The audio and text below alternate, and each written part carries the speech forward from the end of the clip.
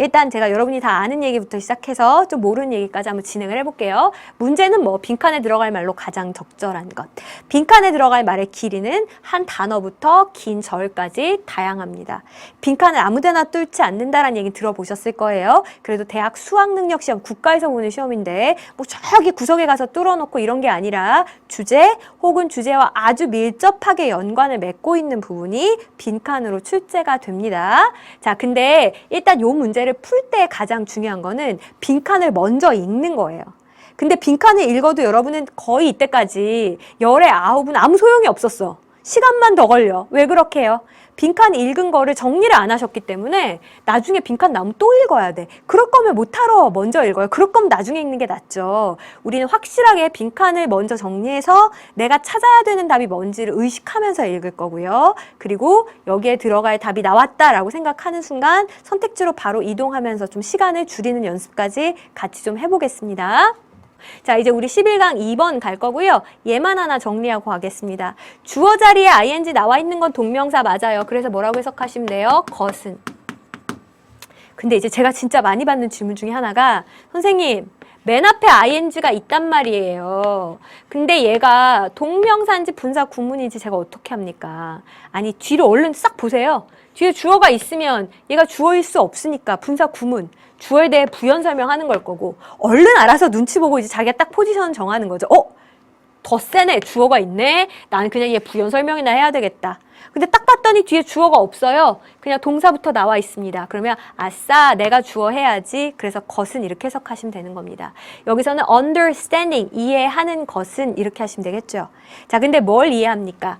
how, 어떻게. 우리 아까 배웠다. how절은 명사절이라고 하더니 진짜 understanding 뒤에 지금 목적어 자리에 왔습니다. 자, 어쨌든 how도 절이니까 주어 동사가 또 나오겠죠. What you are doing today. 여러분이 오늘 하는 일, 오늘 하는 것, 이것이 어떻게 benefits you today. 오늘날 여러분을 이롭게 하느냐.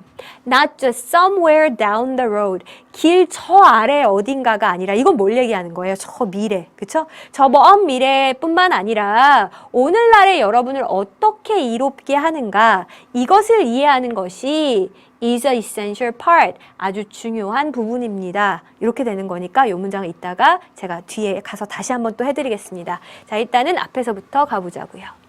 자, 우리 이제 첫 문장부터 볼 건데요. 첫 문장이 빈칸 문장이었습니다. Keep in mind, 명심하십시오 라고 했습니다. 아예 필자가 자기 입으로 명심해라 라고까지 이야기한 거 보면 첫 문장이 주제문일 확률이 매우 높겠구나 생각하고 도대체 뭘 명심하라는 건가 봤어요. 자, 우리 while ing는 뭐뭐 하는 동안에 이런 의미로 쓰이는 거 많이 보셨죠? Coaching our children, 우리 아이들을 지도하면서요. 자, 근데 뭐를 향해 가도록요? To future success, 미래 성공을 향해 가게끔 우리가 우리의 아이들을 지도하면서요. We can't forget about the 빈칸. 우리가 빈칸에 대해 잊어서는 안 됩니다. 이니까 다시 말하자면 빈칸만큼은 꼭 기억하고 계셔야 됩니다. 라는 이야기를 하고 있습니다. 자, 이 문장이 중요한 빈칸 문장이니 옆에 좀 정리를 먼저 하고 가죠. 자, 우리의 아이들을 우리가 어떻게 하고 있다고요? 네, 미래의 성공을 향해서 가게끔 지금 지도를 하고 있대요. 그런데 이때 우리가 빈칸만큼은 잊지 말자고요. 빈칸만큼은 꼭 좀 기억하셨으면 좋겠습니다. 자, 이제 이런 이야기를 하고 있습니다. 그 다음 문장에서 뭐라고 이야기하나 봤더니 understanding, 우리 아까 봤던 그 엄청 어려웠던 그 문장이죠. 지금 is가 동사가 되는 거고 이만큼이 주어에 해당하는 거다 그랬습니다. 여러 가지 이러한 사실을 understanding, 이해하는 것이야말로 is a essential part, 굉장히 중요한 부분이 된다잖아요. 어디에 있어서 중요한 부분이 됩니까? Personal motivation, 우리의 어떤 그 개인적인 동기에 있어서 굉장히 중요한 부분이 된대요. 그럼 이 주어에 해당하는 부분이 잘 되어 있어야 동기부여가 잘 된다라는 이야기를 하고 있는 겁니다. 자, 그럼 이제 주어 안쪽의 내용을 한번 읽어보죠. understanding, 우리가 이해를 해야 된다라는 거예요. 뭘? 자, 여기 목적어절이 how절입니다. How, what you are doing today benefits you today. how절에서의 동사가 benefits고요. 우리 요만큼이 이제 how절의 주어에 해당하는 내용이었었죠. 여러분이 오늘날 하는 것, 그것이 어떻게 오늘날의 여러분을 이롭게 하느냐. 뭐뿐만이 아니라요. Not just somewhere down the road. 길 저 아래니까 미래의 저 어느 날, 장래의 저 어느 날 뿐만 아니라 오늘날의 여러분도 이롭게 하는가. 이거를 이해하는 게 동기부여에 있어서 굉장히 중요한 역할을 합니다. 라고 이야기했거든요. 아, 그러니까 이거네. 결국은 오늘의 노력이 저 먼 미래만을 이롭게 하는 것이 아니라 누구한테도 이익이 된다. 오늘날의 나에게도 이익이 된다. 이 사실을 이해하는 게 굉장히 중요합니다. 라고 이야기했어요. 자, 그럼 사실 이게 두 개가 같은 이야기를 하고 있는 것 같고요. 우리가 잊어서는 안 되는 빈칸이 뭔지 저는 벌써 알 것 같습니다. 아, 오늘의 나의 노력이 오늘의 나에게 지금 오늘이라고 하는 말에 초점이 맞춰져 있죠? 현재가 중요한 거다. 미래 성공을 향해서 우리가 지도를 하고 있지만 그래도 지금 이 순간에 잊으면 안 된다. 뭐 그 얘기를 하려는 건가요? 선택지를 봤더니요. cost 비용이라든지 past 과거라든지 results 결과라든지 present 아 드디어 나왔네. 얘가 현재에 해당하는 말이고 possibilities 가능성이라든지 나머지 1, 2, 3, 5번의 선택지는 무관한 내용 이렇게 보시면 되는 거니까 아마 4번이 답일 거다 생각하시고 이제 뒤에 내용에서 어떻게 이어지는지 같이 좀 보겠습니다. Sometimes, 때로는요. Seeing the big picture. 자, 여기까지가 주어군요. 이 큰 그림을 보는 것, 그것이 isn't enough. 충분하지 않아요. 큰 그림 보는 게 충분하지 않다. 이 정도가 아니고 in fact, 우리 수능에서의 in fact는 한술 더 떠서 이겁니다. 충분하지 않다. 이 정도가 아니고 아예 한술 더 떠서 the big picture, 이 큰 그림이라고 하는 게요. can sometimes be overwhelming. 때로는 막 우리를 압도되게 만들 수도 있대요. 오, 쌤, 그러면 여기서 지금 오늘의 노력, 오늘의 나에게 이롭다라는 거랑 좀 반대되는 개념으로 큰 그림을 얘기했네요. 그렇지. 근데 이제 보통 그런 얘기 하잖아요. 막 먼 미래를 보고 막 야망을 가져라. 큰 그림을 그려라. 막 이렇게 얘기하는데 이 사람은 이 큰 그림이라는 게 오히려 우리를 너무 약간 이렇게 압도되게 만들 수 있다라고 하는 이야기를 지금 했어요. For example. 자, 그러면서 예를 하나 들어줬습니다. When writing the manuscript. when 뒤에 주어 동사 안 하고 ing 와도 돼요? 이것도 분사 구문이라 그랬잖아요. 우리가 이제 원고를 쓰는 거예요. For this book. 이 책에 대한 원고를 쓰는 겁니다. 그럴 적에 I spent many a morning. many a 명사, 많은 이런 겁니다. 자, 아주 많은 아침들을 뭐 하면서 보내냐면 procrastinate이라고 하는 단어는 이제 질질 끌고 미루는 겁니다. 계속 미루고 또 미뤘던 거예요. 왜 그렇습니까? I could only see the big picture. 이 사람 뭐밖에 못 봤어요? 큰 미래밖에 보지 못했기 때문이에요. 자, 지금 우리 이해하기 쉽게 이 사람이 뭐까지 해주고 있어요? 얘까지 들어주고 있어요. 뭐 이런 거 아니겠어요? 와, 나는 365페이지짜리 정말 대한민국 최고의 문법서를 한번 써보겠어. 이러면은 너무 꿈이 크죠. 빅픽처. 빅픽처는 확실한데 그럼 사람이 딱 얼어붙는데요. 실제로 심리학에서도 이 너무 큰 꿈과 강렬한 성공에 대한 의지를 가지고 있으면 사람이 딱 얼어붙는데요. 자, 그러면 어떻게 해요? 그래서 이 사람이 자꾸 미루는 거예요. The big picture overwhelmed me. 한마디로 이 큰 그림이 우리를 압도시킨 거죠. The ability. 자, 그럼 이런 능력이 필요하겠네요. 뒤에서 이렇게 투부정사가 ability 수식합니다. To break down a goal. Break a goal down into manageable pieces. 우리 manage라고 하는 게 관리하는 거니까 관리 가능한 작은 조각으로 목표를 나누는 능력. 이게 is important to motivation. 동기부여에 있어서 중요하대요. 또 필자가 자기 입으로 중요하다고 했네. 어떻게 하라는 거예요? 목표를 나눠보라는 거죠. 360쪽짜리 엄청난 책을 쓰겠어가 아니라 하루에 한 페이지씩 써야지. 그러면 쓸만하죠. 오늘 빨리 한 페이지 쓰고 놀러 가야지. 이렇게 할만해요. 자, 그래서 어때요? When I saw that. 제가 that 이하를 알게 됐을 때예요. 뭐요? If 만약에 I only did some work every day. 내가 매일매일 일을 한다면 그러면 I would eventually reach my goal. 결국은 내 꿈에 도달할 수 있겠구나. 내 목표에 도달할 수 있겠구나. 목표 내용이 뭔데요?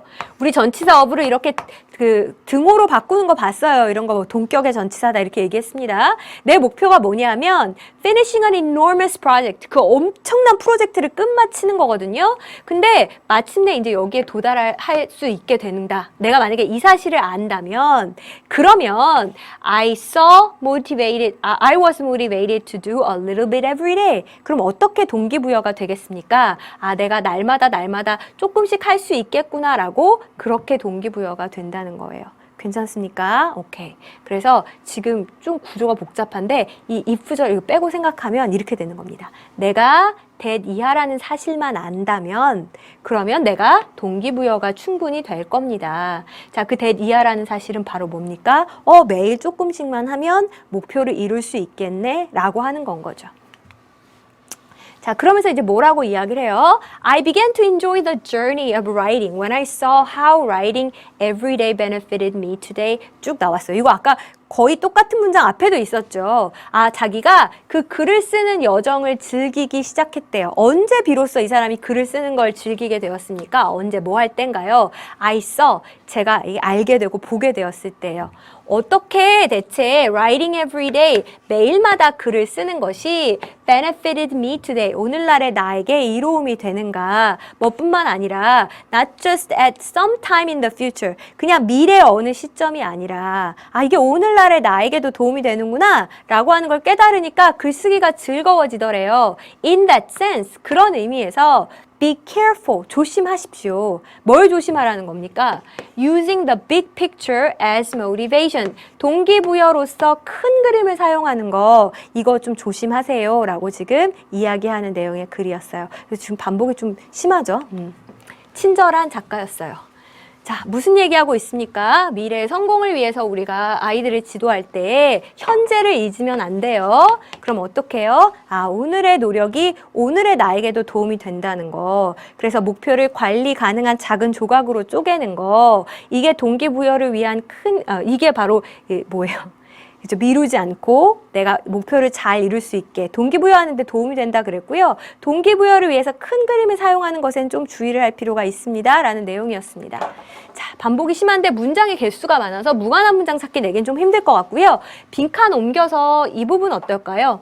The ability to break a goal down into manageable pieces. 목표를 관리 가능한 작은 조각으로 나눈다. 이게 또 하나의 핵심이었으니까 이 부분 빈칸 괜찮겠구나 라고 여러분이 생각하시면 좋겠어요.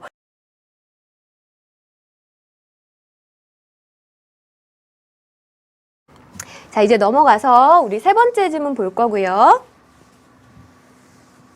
자, 얘는 분사구문 이렇게 되어 있는데 분사구문은 이제 너무 자주 나왔으니까 요번엔 조금 특이한 점이 얘가 중간에 들어가 있다는 거예요. 분사구문이 중간에 들어가 있을 수도 있습니까? 아, 당연하지. 분사구문은 맨 앞에 올 때도 있고 맨 뒤에 올 때도 있고 지금처럼 중간에 올 때도 있어요. 맨 뒤에 왔을 때에는 항상 주어에 대해 설명하는 건 아닐 때도 있지만 맨 앞이나 중간에 왔을 때는 대체로 누구에 대해서 주어에 대해서 설명을 하는 겁니다. 그래서 이 마크 베나무라고 하는 사람이요. 이 사람에 대해 부연 설명하는 분사 구문이에요. 아, 이 사람이 studying the use of effective terms. effective니까 이제 정서적인 이런 뜻입니다. 정서적인 어떤 용어의 사용에 대해서 연구를 했고요. 그리고 이 사람이 ascertain이라고 해서 이 단어는 이제 알아내다라는 뜻입니다. 이 사람이 알아내었습니다. 이제 이렇게 되는 구조니까 문장이 좀 길죠? 이건 들어가서 같이 읽어봅시다. 이 별 몇 개야? 5개짜리 이거 우리 본 적 있어요? 한 번도 없는 것 같은데? 난리 났다. 이거 어떻게 하지? 어려워요. 일단은 각오 단단히 하시고. 자, 한번 가보겠습니다. 자, 요렇게 첫 문장에 빈칸이 와 있습니다. A particular difficulty. 어떤 특정한 어려움입니다. 자, 근데 이제 어떤 어려움이냐면 관계대명사절의 수식. attend efforts 그랬어요. 이제 attend effort라고 하면 노력에 수반되다 뭐 이런 겁니다. 자, 근데 이제 어떤 노력이냐면 우리 effort는 투부정사 수식 좋아하잖아요. determine the extent 정도를 알아내고자 하는 노력에 수반되는 어떤 어려움이 있대요. 아니, 일단 읽어봅시다. 그래, 무슨 정도인데요? of culture, cross-cultural convergence. convergence가 비슷하게 되어가는 과정이라고 나와 있잖아요. 그러니까 이 감정 표현에 있어서 문화 간에 서로 비슷하게 되어가는 과정, 그 과정의 정도를 알아내는데 거기에 수반되는 노력에 좀 어려움이 있대요. 이 어려움이 is the fact that 바로 that 이하라는 겁니다. 뭔 말이지? 이 정도 난이도가 나올까요? 안 나올까요? 당연히 나오죠. 그러면 실전에서는 이렇게 예쁘게 막 꾸며 읽고 이런 게 아니라 정보 처리를 빨리 하시는 게 여러분의 가장 제1 목표입니다. 일단은 뭐예요? 어렵대요. 아, 뭔지 나 지금 잘 이해 못했지만 어렵대요. 어려워. 어려움이 있는데 그걸 우리한테 좀 찾아보랍니다. 그래서 우리가 찾아야 될 건 어려움이고요. 자, 그 다음 뭐가 어렵나? 그럼 요 안에만 잘 보면 되잖아요, 이제. 뭐가 어렵나 봤더니 뭐가 어렵답니까? 문학 안에 있어서요. emotional expression, 감정 표현을 하는데 그게 서로 비슷하게 되어가는 정도, 얼마나 둘이 닮아 있니? 이거를 알아내는데 그게 참 어렵대요. 아, 그렇구나. 그럼 뭐 제가 완벽하게 이해 못했지만 감정 표현이라고 하는 말이 나왔고요. 그 다음에 이 감정 표현이 문학 안에 일어나는 감정 표현. 그래서 이거를 갖다가 서로 비교했을 때 둘이 얼마나 비슷하지? 그 정도를 알아내기가 하여간 힘들다 이런 얘기 아닙니까? 아, 그런 것 같아요. 자, 그러면 이제 뒤에서 마저 읽어보고 무슨 얘기인가 이제 차츰차츰 알아가죠. 자, 마크 베나무라고 한 사람이 있습니다. 이 사람이 어떤 사람이에요? 아, 분사 구문으로 이 사람에 대해 부연 설명합니다. Studying the use of affective terms. 이런 정서적인 용어의 사용을 연구를 한 사람입니다. 자, 근데 to describe the expressive character of music. 자, expressive character니까 잘 표현을 하는 특성이잖아요.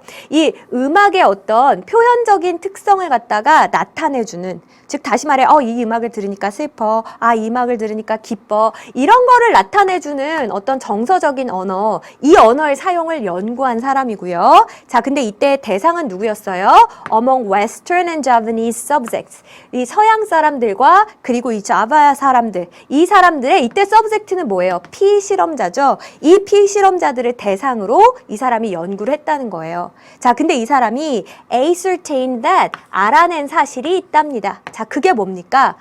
일부 자바 사람들이 쓰는 emotion terms, 그 감정의 용어가 did not straightforwardly는 곧장 이거잖아요.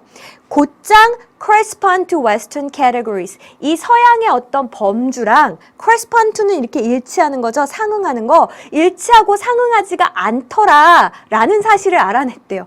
아, 뭔 말인지 진짜 잘 모르겠지만 하여간 벌써 문제점이 보이는 것 같아요. 뭐냐 하면 이 자바 사람들이 사용을 하는 감정의 용어라는 거 있잖아요. 이 사람들이 쓰는 감정 용어라고 하는 거랑 이 서양 사람들이 쓰는 범주라고 하는 거랑 그게 어떻더라고요? 상응하지를 않더래요. 여기까지 괜찮습니까? 아, 오케이. 그럼 쌤, 제가 뭔지 지금 잘 이해는 못했지만 이 빈칸에 들어가야 되는 말은요. 자바에서 쓰는 감정 용어랑 서양에서 쓰는 그 감정의 범주랑 이게 딱 이렇게 맞아떨어지지 않는다. 매칭이 잘 안 된다. 그게 지금 어려움이다 라는 말로 이렇게 들어가야 되는 거 아니겠습니까? 아, 그렇네. 자, 그럼 선택지에서 그걸 한번 찾아봐요. 1번이요. There are universal concepts and terms in music. 음악에는 universal, 보편적인 거, 여기저기 다 쓰이는 게 보편적인 거죠. 보편적인 개념과 용어가 있더라. 아니, 지금 보편적인 게 있는 게 문제가 아니고, 보편적인 용어가 있었으면 문제가 아니죠. 근데 여기엔 있는데 여기엔 지금 상응하는 게 없어서 문제인 거잖아요. 그러니까 얘는 아니고요. 2번이요. Cultures do not categorize emotions in the same way. 문화들이 같은 방식으로 감정을 범주화하지 않더라. 얘에서 나누는 범주랑 얘에서 나누는 범주가 같지 않으면 상응이 안 되고 매치가 안 되겠죠. 아까 했던 얘기랑 같은 얘기잖아요. 아, 그럼 이건가? 3번이요. Tolerance of emotional expressions. 감정 표현을 갖다가 tolerance, 참아주는 거. 이게 용인이에요. 감정 표현의 용인이라고 하는 게 differs, 다 달라요. 문화마다. 감정 표현을 얼마나 해도 되느냐? 이게 문화마다 다릅니다. 그 정도가 다르다는 게 아니라 감정을 나타내는 용어가 여긴 있는데 여긴 해당하는 게 없는 거. 매칭이 안 되는 게 지금 문제였죠. 4번이요. People are proud of the superiority of their own language. 얘는 벌써 땡이죠. 사람들이 자기 언어의 우수성을 자랑스럽게 생각한다고요? 뭔 얘기예요? 우수성 이런 얘기 없었어요. 5번이요. The music of some cultures. 일부 문화의 음악이라고 하는 것이 has longer histories than others. 다른 문화보다 더 긴 역사를 가지고 있더라. 역사 이야기도 아니었습니다. 뭔 말인지 하나도 모르겠는 이 혼란스러운 와중에서도 우리 어떻게 했어요? 답은 찾았어요. 시험장에서 모든 문장을 깔끔하게 번역하고 내용을 100% 이해하고 답을 찾는다는 건 불가능해요. 아예 불가능해요. 그러니까 지금 여러분이 갖고 있는 정보로 최대한 활용을 하시면 어쨌든 답은 반드시 나오게 되어 있다니까요. 지금 찍은 거 아니고 논리적으로 하나하나 다 소거하고 아 얘가 답일 수밖에 없다 해서 찾은 거잖아요.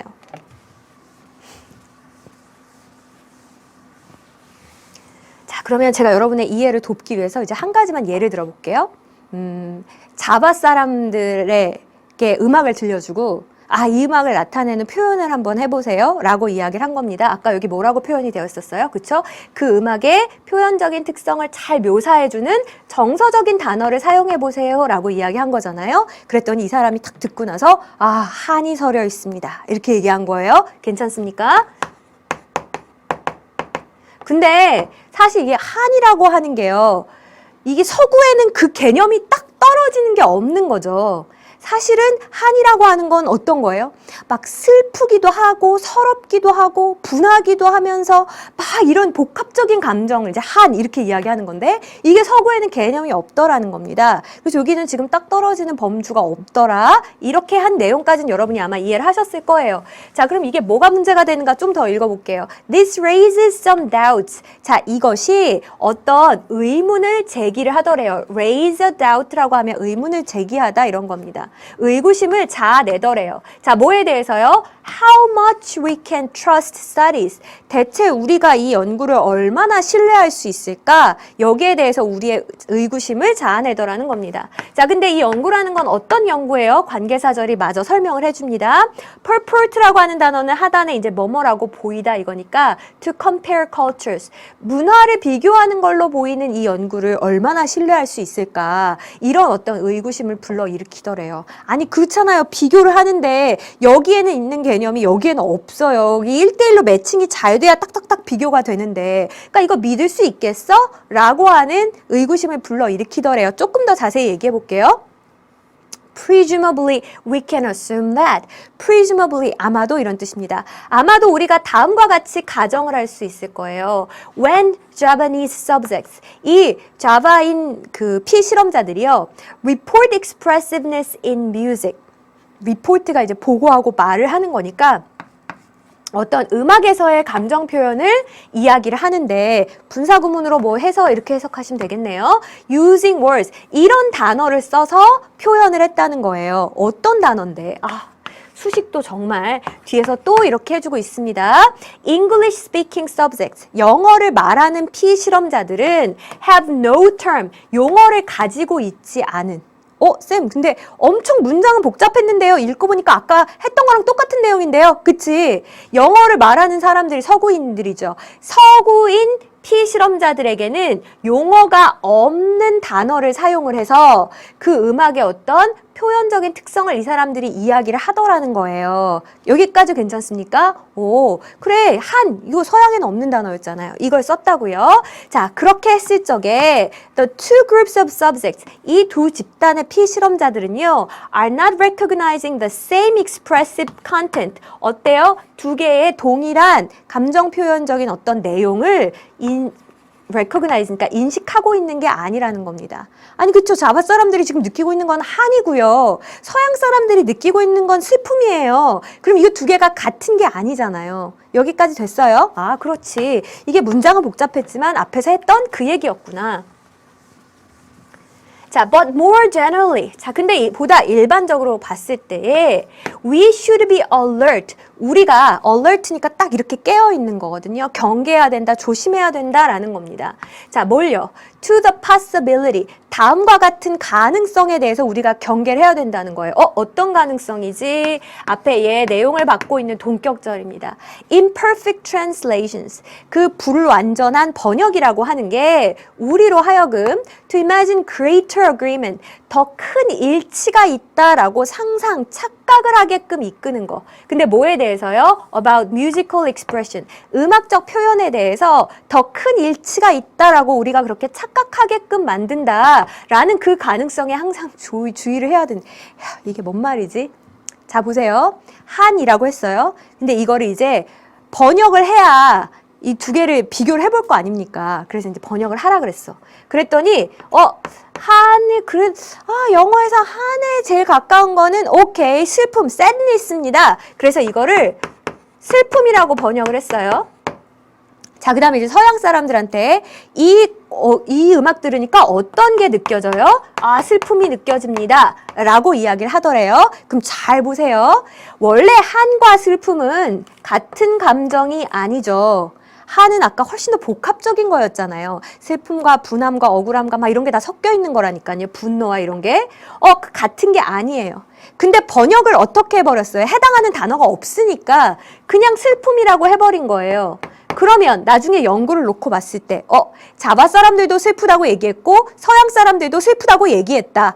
번역된 것만 놓고 보면 둘이 동일한 감정을 느꼈다라고 나오겠죠. 그러니까 실제로는 두 집단이 같은 감정을 느끼지 않았는데 두 사람이 같은 감정을 느꼈네 라고 지금 연구 결과가 어떻게 되는 거예요? 불완전한 번역으로 인해서 잘못된 거죠.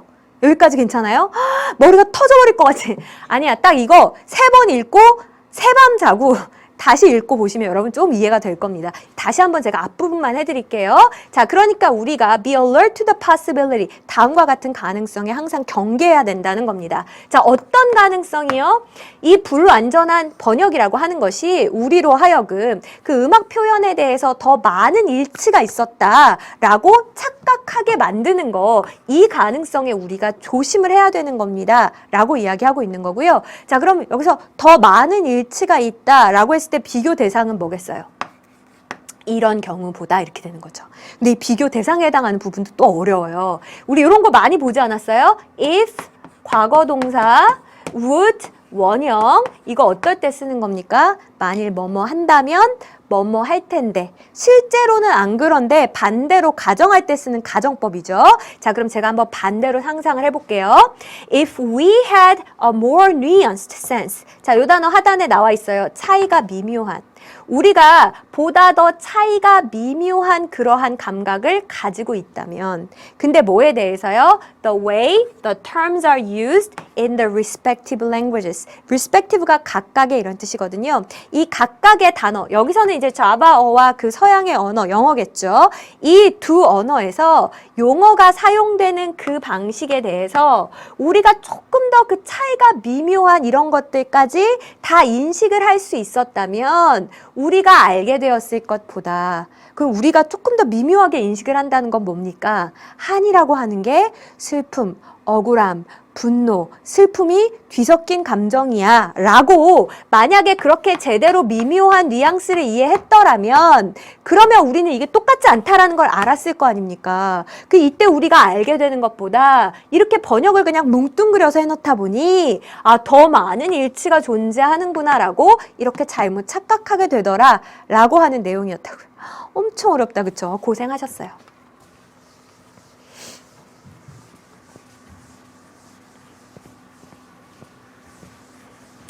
자, 그래서 우리 내용을 한번 정리해 보겠습니다. 문화 간의 감정을 분류하는 방식이 같지 않아요? 차이가 있어요.